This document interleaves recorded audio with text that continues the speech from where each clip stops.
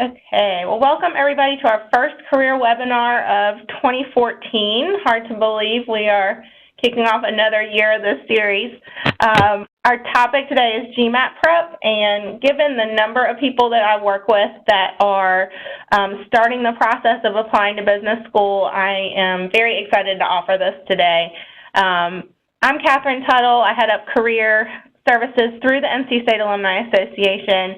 I'll be moderating the session today, but our main presenter is Jeff Miller, who is on the webcam here. Jeff is the head quantitative GMAT instructor for Target Test Prep, and he has 7 years of experience helping students with low GMAT scores achieve the scores that they need to get into the top 20 business school programs in the world. So we're thrilled to have him here with us today, and with that, I'm going to turn it over to Jeff. All right, you can hear me okay, hopefully. Yep. Thank you for having me, and thank you everyone for taking some time out of their schedule here to attend the webinar.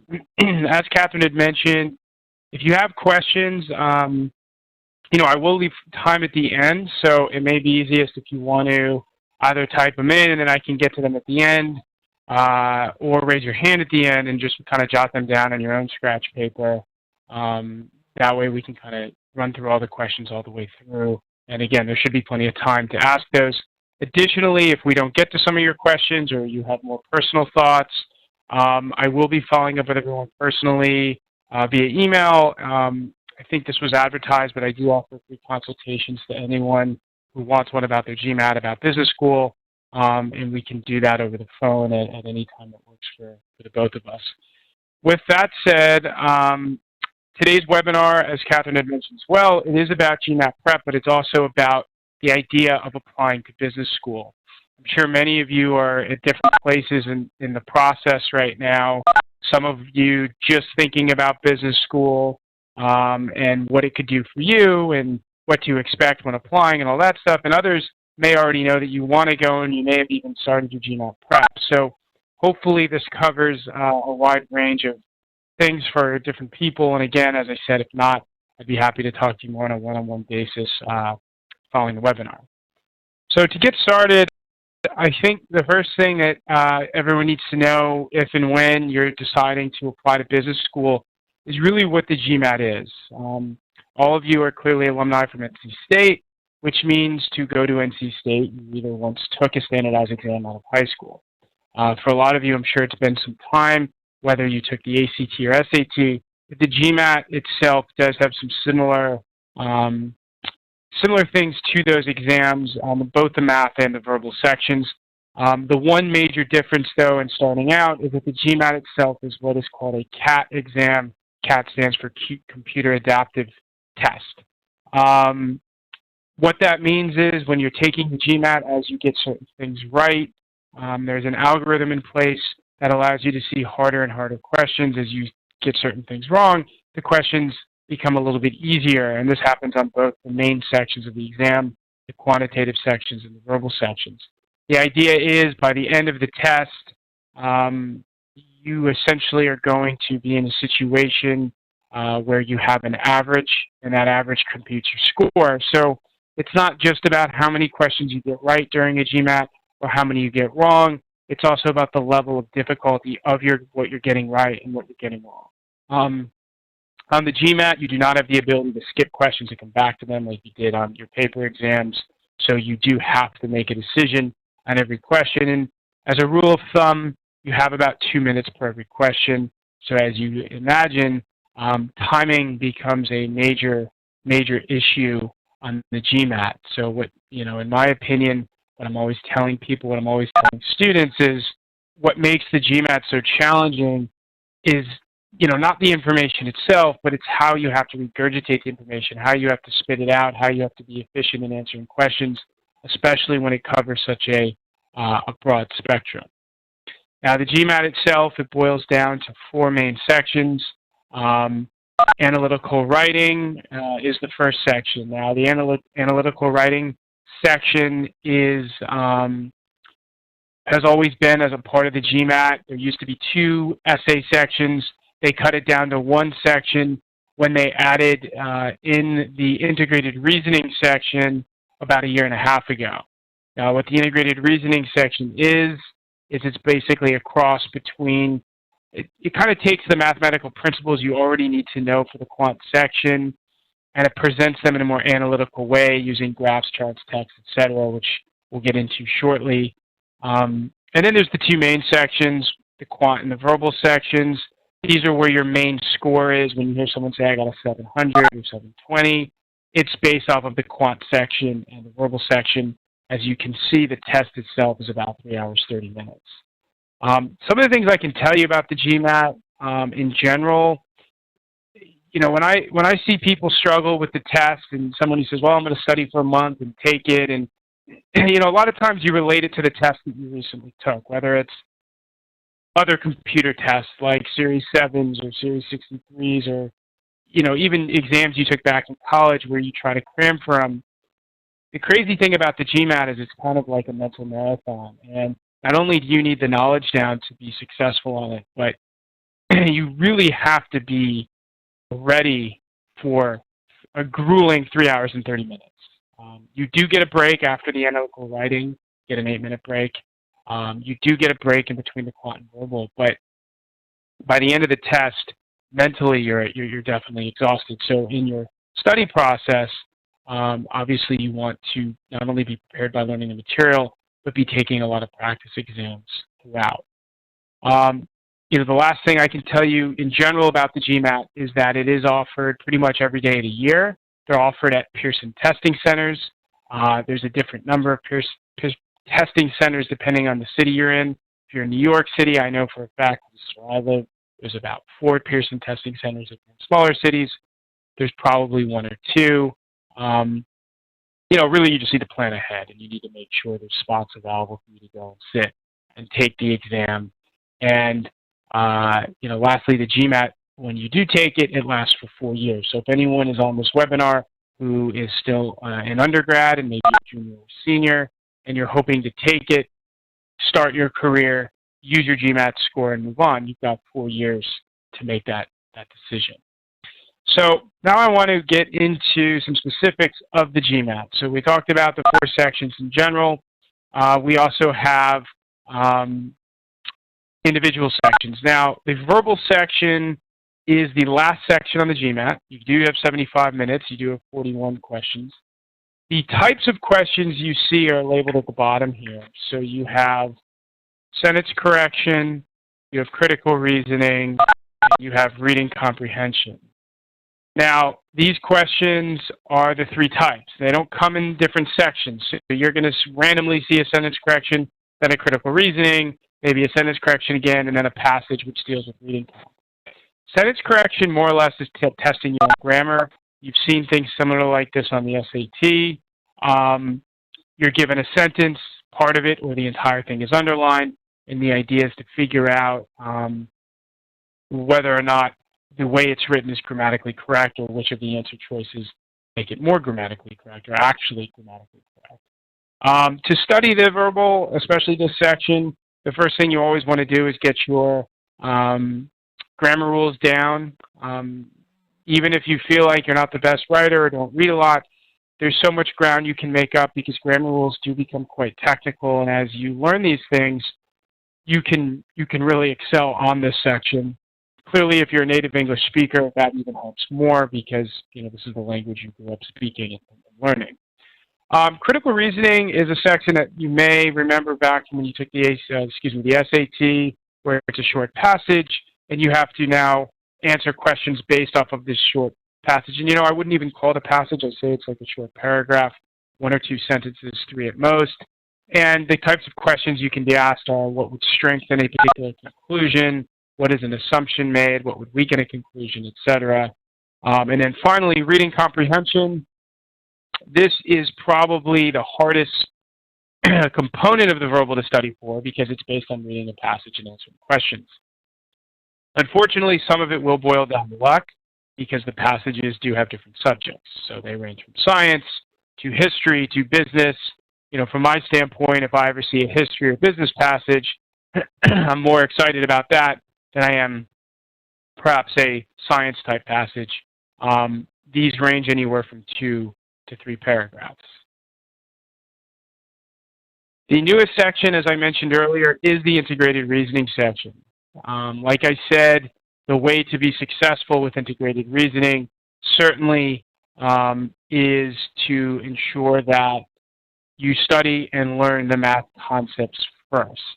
The reason I say that is because what they do is they're taking these same math concepts, whether it be statistics or ratios or percents, and they're then applying it and they're layering it with different texts and graphs and things like that. So if you don't know the underlying concepts to start, it's going to be very challenging for you to then be able to apply them to things when they are layered. With that said, it actually is a little bit of a combination between critical reasoning and math concepts. The silver lining about the integrated reasoning section, at least currently, and again, this may change in the near term, is that business schools are still trying to figure out how to actually deal with the integrated reasoning section. Now, they do look at it. What they potentially do with it, no one really knows. It can change from school to school, but I think they're still waiting for the appropriate data to be able to figure out whether to make heads or tails from it. So obviously, I would never tell you to purposely bomb a section. So clearly, you want to study for it. You still want to do as well as you can, just in case business schools do end up using it, during your application. And for those that are trying to take the GMAT and save it, well, this is even more important because in 3 or 4 years, the integrated reasoning section could even be a bigger part of the GMAT. You never know. Now, the main section that I see people for and that people struggle with is definitely the quant section. In a second, we're going to go through all the main topics on the quant. But what I can tell you about the quant section and its difficulty level and why it's difficult, it's not the subject matter itself. The stuff on the quant is pretty much the same stuff you learned in high school, and it's not a whole lot different than what you learned in your regular math classes. And what I feel makes this test so hard and the quant concepts being so hard is the fact that it's a lot of information. Our target test prep curriculum, we have broken into 20 chapters, and they're very dense and detailed chapters. Now, certainly, we made them dense and detailed because that's what the GMAT is. And then when they're pulling 37 questions from what we consider 20 chapters, you really have no idea what you're ever going to get on the exam, which means the only way to be prepared for it is to have a very strong foundation and know these concepts when you see them on the screen, and then be able to handle them within 2 minutes or less. Because remember, your average time per question is around 2 minutes. So what happens is this puts you in a situation where if you're trying to cram for the GMAT, it becomes quite challenging because, again, it's not a matter of can you learn the information. It's, well, if you're working full-time and you're trying to get a score of a 700 or above, do you even have the time to put all this information in your head, compartmentalize it, and then effectively use it on the GMAT? So for all of you out there who are hopefully just starting the process, if you're thinking about applying next year, meaning matriculate in 2015, you're doing the right thing. You're thinking about the GMAT now. You're giving yourself 3, 4, 5 months if that's what it takes, and then you're going to be ready to do your applications, midsummer, which is fantastic. On the other side of the coin, I see a lot of students right now who are even thinking about trying to get into third round. And it's not to say that people don't get into the third round, but you definitely don't want to put your back up against the wall and have either your GMAT suffer or your application suffer because you're trying to do too much in a short amount of time. Going back to the math section, there are 37 total questions.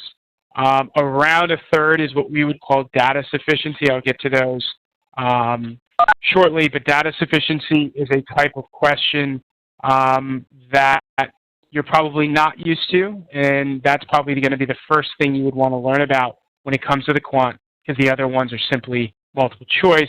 Obviously, anyone who's ever taken a standardized exam has dealt with multiple choice questions, so those you're very used to with 5 answer choices.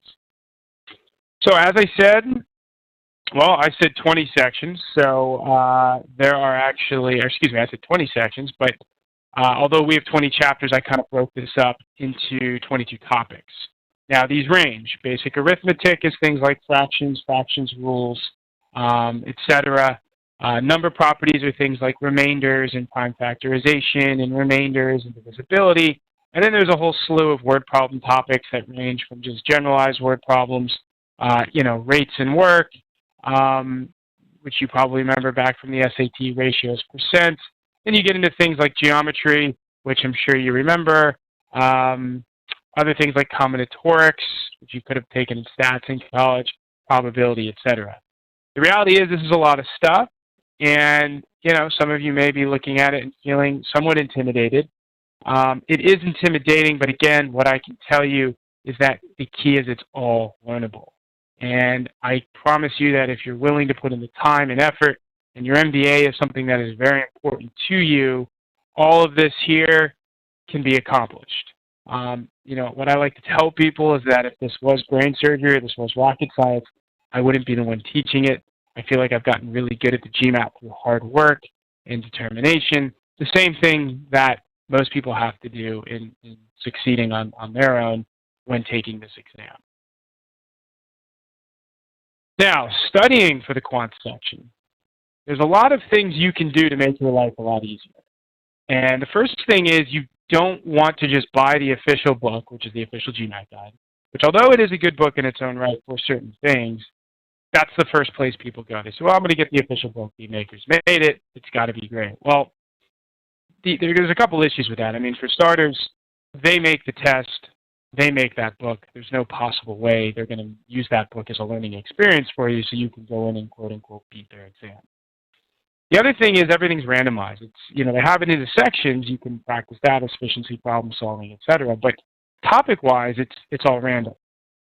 And when I talk to students who have taken the GMAT and plateaued, let's say in the 500s, and they say, yeah, I just used the official guide. Well, the best analogy I can give is if you envision those 22 topics as 22 instruments that you have to learn, and instead of learning each instrument one at a time and then moving on, every day you're practicing a new instrument. So piano, guitar, drums, trumpet, etc.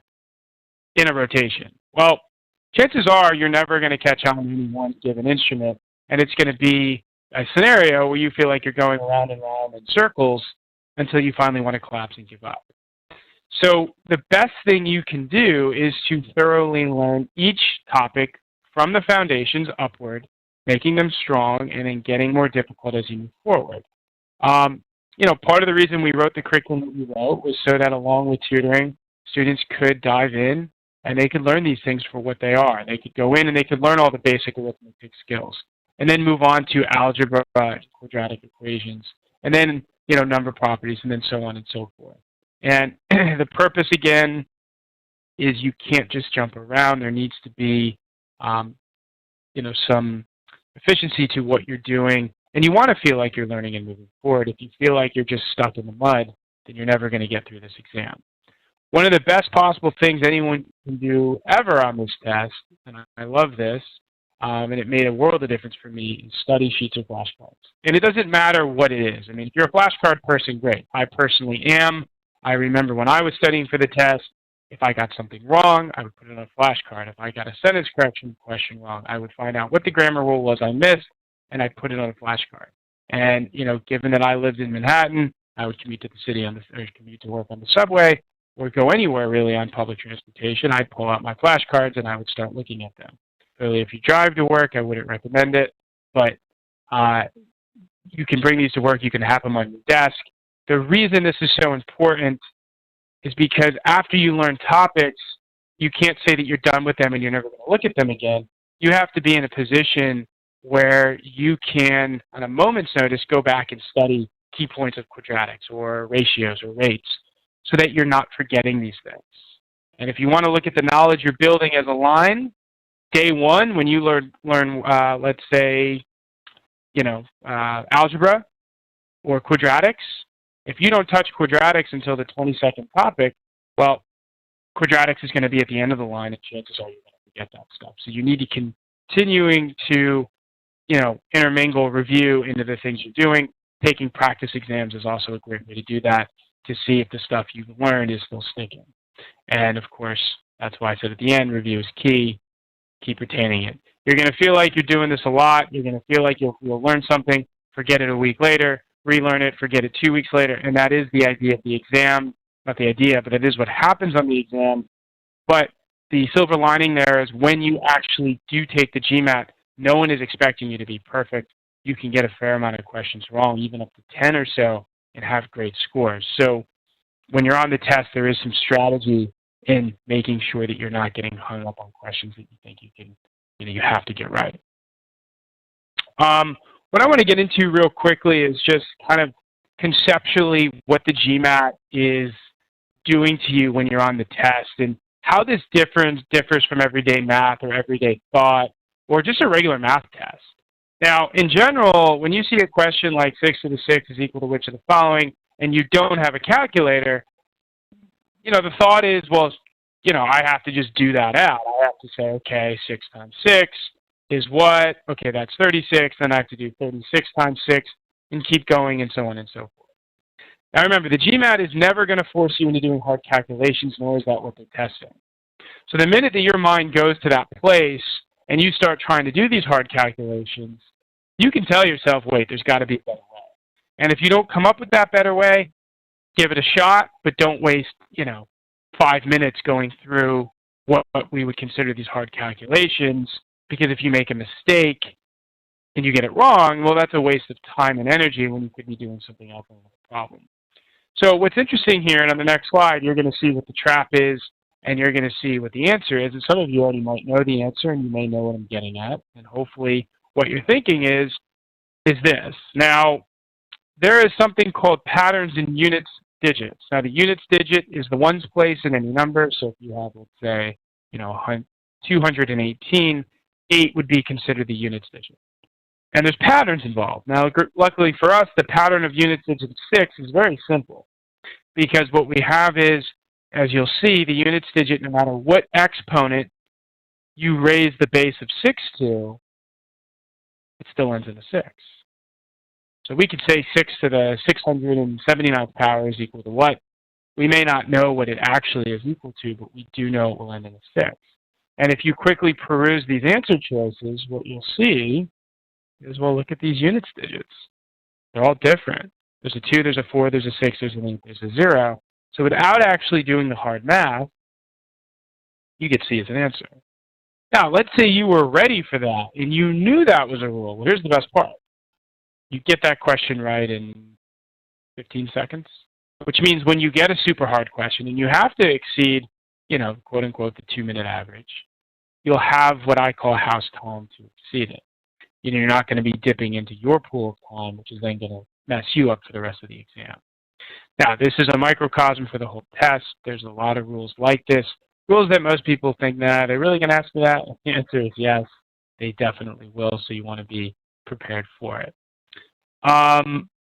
Another great example with units digits is this. Now, again, first thing you'll notice in a problem like this is that the units digits are all different.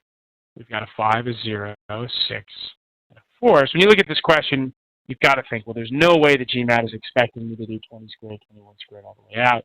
Perhaps this is just a units digit question where we simply have to get the units digit 20 squared, which is 0, 21 squared, which is 1, of 22 squared, which is 4, 23 squared, which is 9, 24 squared, which is 6, and 25 squared, which is 5. You add these together. 4 plus 1 is 5. 9 plus 6 plus 5 gives you a 0. And the final units digit is 5. So what we know is that this total sum is something, something, something, 5. And thus, the correct answer here is A. Now, for some of you, this may be business as usual. You may feel like, oh, great, I totally know this or knew this. Or it may be a learning experience. Or some of you may still be a little confused on this, but I promise you, none of it is that bad. I teach my students this stuff regularly. They get it almost immediately when we're spending the right amount of time on it, and it can be easily transferred to questions that you're seeing on the test, when you actually take the GMAT or really any practice exam. Now, the next type of question, this is the big one, the one that I was telling you about earlier. This is data sufficiency. Data sufficiency, if you guys don't know, is a type of question where you're presented with potentially some information in what we call problem stem, presented with a question, and then always presented with two statements. Now, the idea of these questions, or how to answer them, is whether or not each statement individually or together can help us determine an answer, one answer. So if the question says, what is X? You only can get one answer for X to be sufficient. If the question says, is X greater than 0? We can only get one answer to that question. Again, for it to be sufficient, meaning an answer of definitely yes or definitely no. One or the other has to happen in order for you to get what we would call sufficiency. You have answer choices A through E. A is statement 1 alone, works. B, statement 2 only. C, you need them together. D is either. E is neither. So we will get into a practice question right now with this, so you can kind of use these. Again, I want to be clear, if this is a confusing component to anyone and you're a little nervous, promise, don't be. This is all stuff you can learn. It's just new to you right now. Okay, so let's check out this example, which is another unit digit example. Now, like I said, there's potentially given information, which I'll highlight in yellow. There's your given information. We know N and X are positive integers. Positive integers are simply positive whole numbers, so not decimals. It's always followed up with a question. I'll label that in green. What is the units digit of X to the N? And then finally, you have your two statements, which I'll put in this turquoise highlight, and we can talk about it.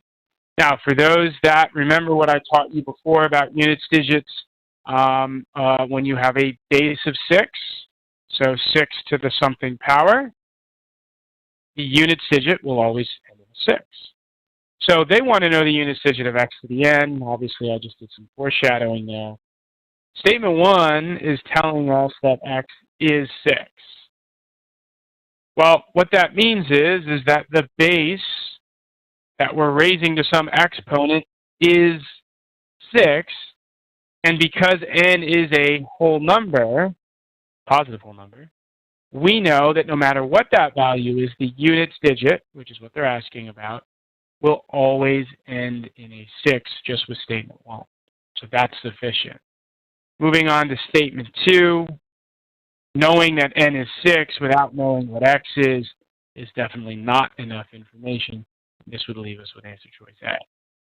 Now again, this was quick, so if this was confusing for some, I promise you it's not that bad. It's just a matter of learning these questions and having them on the back of your hand.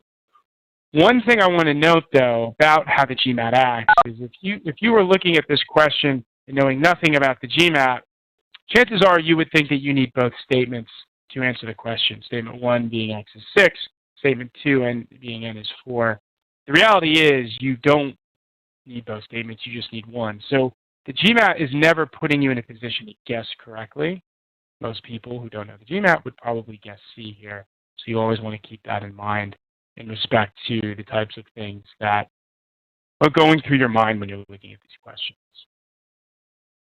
Now, GMAT scoring, what is a good score? This is a kind of a chart of, percentiles versus scores. This is all relative. I mean, if you're trying to go to a part-time program and they tell you need a 600, well, then a 600 is a good score for you because that's where you're trying to go. I always tell people you don't need a 750 if they're asking you for a 600 unless you're going for a scholarship. There's really no extra credit. Your goal is to get your score, get into your program, and have the GMAT be a distant memory. What I can tell you about scores real quick is that the verbal does carry more weight than the quant on your overall score. So if you get in the 99th percentile on the verbal, and let's say the 80th on the quant, you could end up with in the 99th percentile overall. So when you see those sexy scores out there like a 750, 760, 770, those people are generally doing really, really well in the verbal and getting great math scores, but they're probably getting in the high 90th percentile on the verbal. As you start going and applying to top business schools, generally they are going to be very focused with the quant. So you do want your score to be somewhat balanced, meaning you don't really want a 99th percentile verbal and then 55th math. You'll have probably a 690 on the test, but they're going to notice the discrepancy between the verbal and the math. If you can bring that math score up to, let's say, the high 60s or 70s, then you're talking about a pretty good score. Finally, the GMAT is not everything. It's a lot, and it gets you in the conversation. It gets your foot in the door, but I know people that have gone to Wharton with 690s, HBS with 670s. I would never recommend trying to do it, but it does mean they will let people in who are below their average scores, given you're the right applicant. And if you feel like you bring more to the table than other people as applicants, and you write some pretty solid essays and feel like you're going to interview better than anyone, maybe you get into some of these top 5 schools with a high 600 score. Goal for anyone, though, looking for those schools, higher the GMAT, the less stuff you have to worry about down the road, for sure. Now, next I want to kind of dive into the idea of business school, options for business school, things to be thinking about, and then we can kind of open everything up for questions here. So there are 5, main types of programs when you're talking about business school. If I were a guessing person or betting person, I would bet that those of you that are here are thinking either about a 2-year program or part-time program. Obviously, things can change. You may be thinking about a 2-year program initially. Maybe something goes really, really well with your job, and you say to yourself, well, why would I leave this job only to not have an income for 2 years, only to then maybe get back to where I am after business school. So if that's you, then obviously the part-time program is an amazing option. And for some of you, your businesses may pay for some of it, and they may even pay for all of it. So the idea of keeping an income and getting a free MBA is pretty great. Now, the differences are you're obviously going to be remaining at your job. In some part-time programs, you do not have the access to the recruiters in the same way that you would in a comparable full-time program. So for instance, if you apply to NYU's part-time program or their full-time, you would notice as a part-time student, you wouldn't be able to go to the recruiting events and things like that.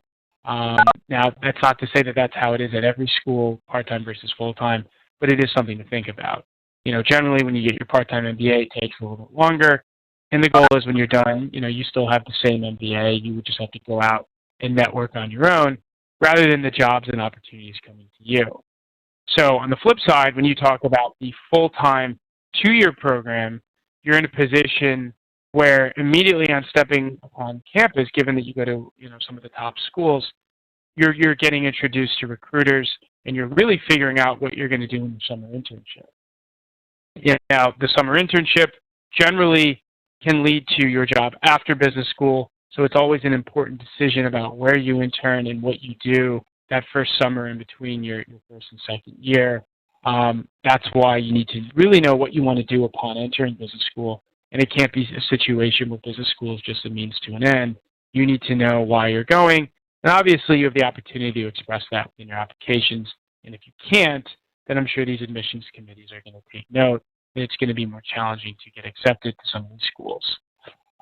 If you're still in school, undergrad, and you still don't know, that's fine. Take your GMAT, start your career, and then you can kind of figure it out.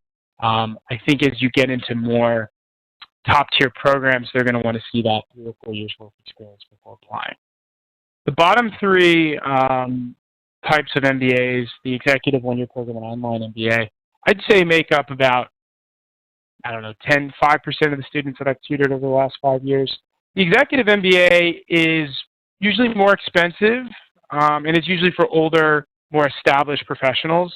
And usually they do have because of their position in their job, they generally have the opportunity for their business to pay for that.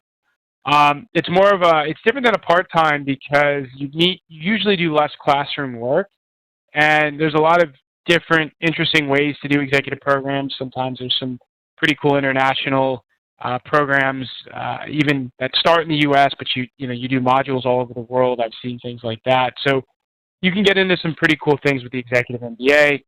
Obviously, it's less classroom time, so it is, from what I've seen, fairly labor intensive in terms of how much work you have. The one-year program is interesting. Not all schools offer it, just like not all schools offer executive and part-time. It does offer the same type of MBA as the full-time two-year program. Difference is you're not getting a summer internship. So if you're in a position where, let's say you're very entrepreneurial, you know what you want to do after your MBA, you're using your MBA strategically within something that you're already doing, you don't need to move on to a corporation following your MBA, that could be a great thing for you because you're in and out within 1 year. The online MBA is something that's starting to get more popular. Schools like UNC, schools like Indiana, they have online MBAs. I imagine as time moves forward, they're going to continue to be, more and more popular. Okay, components of your application. This is something I alluded to a little bit earlier. Clearly your GMAT score, we already talked about that. Your essays, I brought this up before. When you apply to business schools, your essays are almost like a written interview in the sense that you really need to paint your story in those essays. And these essays need to be compelling, and business schools need to read these and say, wow, we really, really want this applicant. If your essays are disjointed and, they're not really painting a picture of what your MBA is going to do for you and how you're going to help the school and how the school is going to help you, then it may be challenging for you to get accepted again to some top programs. Remember, business school is a business. They want to see you succeed. If you succeed, they succeed, because as you become more and more successful down the road, that's great advertising for them as a business school. It's all about climbing these rankings and getting higher and higher as they possibly can. And that only happens with successful students as they move on in their career. Your resume and work experience, well, there's only so much you can do about your resume. Well, there's only so much you can do about your work experience. Your job is your job. When you're promoted isn't really up to you. But if you're young and you're just coming out of college and, you're not at a job that you think you want or that's going to reflect well, you always have the opportunity to look for other jobs and get on a path that you think is going to help you even more. Your resume, there are things you can do. If you're just starting out and you're in your lower 20s and, you're working a lot and you're not thinking about anything else, it's not a bad idea to start to get some experience of, foundations, organizations, taking leadership roles, things like that. That is going to shine well when business schools finally read your application. And then finally, recommendations. Be strategic about who's recommending you, at your job, etc., because you'll want that to be, kind of a cohesive part of your entire application. Okay, I just want to quickly run through some of the top schools, things that you'll notice about them. Now, the highlighted ones are schools where students of mine ended up applying this past year. I would say over the duration of the 7 years I've been tutoring, I've had students get into or actually go to all of these schools. So I do frequently tutor a lot of people with high, goals, aspirations, etc. But you'll notice, the higher you get up on the scale, the higher the GMAT score. So, schools all the way from Harvard down to Duke, you're looking at average scores in the 700s. Doesn't mean you have to get a 700. As I said, you can get a high 600 and still get into these schools, but certainly helps. If you have a lower GPA than norm, looking in this row, certainly you would maybe want to make up some of that ground with your GMAT. Then, of course, what everyone's going to business school for is, you want to make some money when you leave. You can see how kind of the average salaries begin trending downward as, you move further and further down to lower tier schools. Now, one thing that's interesting, part-time schools, you'll notice that back here, Harvard, they're the top full-time school in this ranking, 724 average GMAT score. Top part-time school, Northwestern, look, it's only a 690. So part-time, they focus a little bit less on your GMAT, more on what you're doing as a career, because they know you're going to be remaining at least at that job through the duration of business school.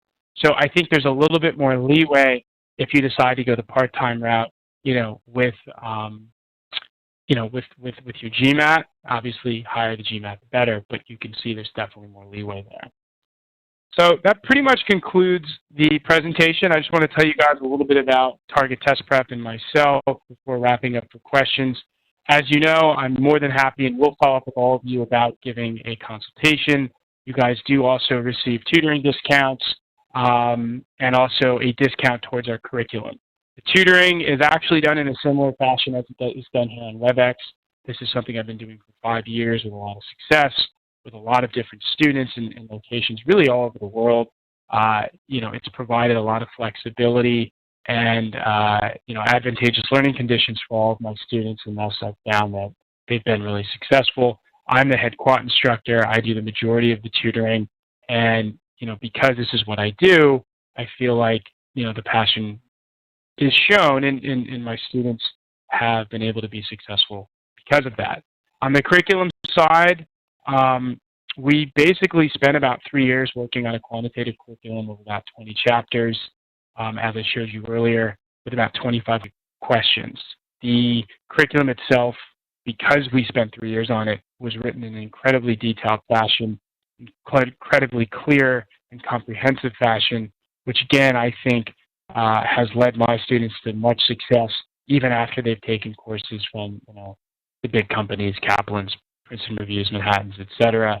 And this has been a real difference maker for those looking to get a very high quant score. We've set it up so when you take practice problems, it reflects a real GMAT. So this allows you to help with timing while also building your content knowledge throughout. This is also something I'd be happy to chat with you guys about. Individually, if you sign up for a trial, which you can, which is $1, I'd be happy to walk you through the components of the website.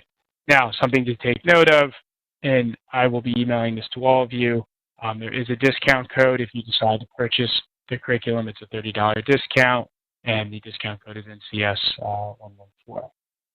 Now, with that said, I would love to answer questions. I'm sure you guys have some, and as I said, if these don't get wrapped up here in the next 15 minutes or so, we can, I can talk to you guys individually for sure. So I think Catherine can take that from here.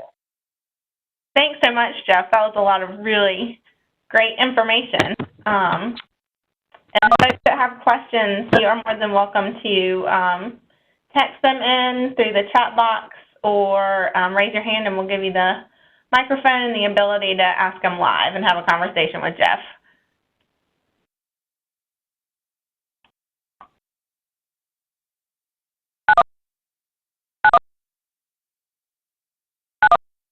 It looks like a lot of folks are signing off. I don't see any questions at this point.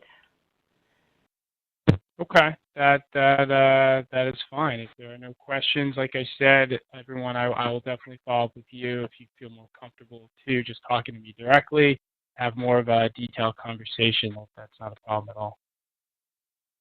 Jeff, just in case anybody's typing something in, what do you think is the biggest mistake that you see when people are making when they come to you? I think it's a lot to do with expectations. So I would say that, people think that they can get this thing over with in a very short amount of time, and they're not, thinking that it may take multiple months and in some cases multiple tries. So I think that's one of the biggest things. You need to kind of temper your expectations, understanding that you can do it with the right amount of, effort and study time, but it certainly takes some time. Right. Great. Well, Jeff, I'm gonna stop the recording, but if you want to stay on for a few minutes, if people have questions that they want to ask privately, we'll do that. Okay. You said stay on the line? Yeah. Okay.